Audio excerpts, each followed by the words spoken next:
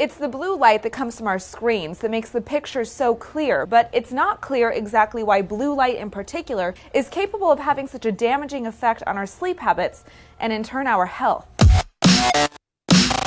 Sharper, faster, brighter, clearer. Technology so advanced, so much a part of our lives, it's hard to pull away. You can't even do your homework on a piece of paper anymore. Every worksheet's online. Obviously, Facebook, everyone's on Facebook constantly.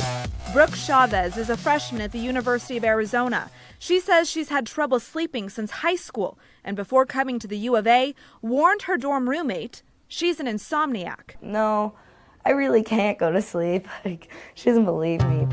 She says after too many sleepless nights, her parents encouraged her to get help. I couldn't deal with it. She came to the Center for Sleep Disorders at the University of Arizona Medical Center, where she was diagnosed with delayed sleep phase disorder.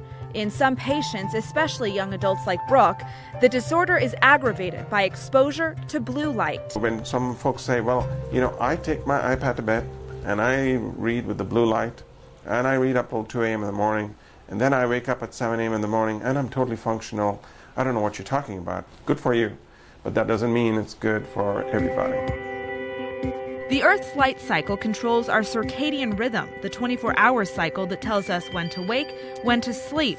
When the sun comes up, we're supposed to rise too. When there's less light, our body releases melatonin, the hormone which makes us sleepy. Melatonin secretion is pushed back when we're exposed to lights of all kinds, dangerously messing with our natural sleep system. There's more and more tube lights or blue lights, which are actually coming into the market right now. Blue light has a higher frequency than most other lights we're exposed to, and more than other types, it pushes melatonin away in a much more powerful way. That high-frequency blue light comes from things that we use every day: TVs, laptops, tablets, and our cell phones, things that most of us find pretty difficult to just turn off. In our fast-paced society, needing extra sleep is sometimes seen as a weakness.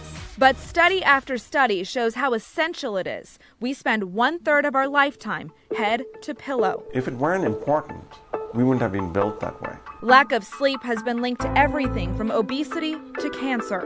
So if you toss and turn at night and think scrolling through Facebook will help you get some shut-eye, you might want to try counting sheep in the darkness instead. I think that right now I'm 100%, but I may be wrong. I might be functioning at 80%.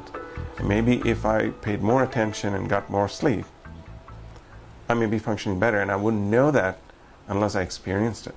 While disconnecting from our fancy blue light devices may not solve all your sleep problems, Dr. Parasarathi says it is more than worth a try. It's difficult for researchers to test just how harmful the effects of blue light are on all of us. That's because they don't want to subject people to something that they think could be potentially very dangerous. And we have put a link to research that's already been completed on our website, TucsonNewsNow.com. I'm Paige Hansen, KLD News 13, live local late breaking.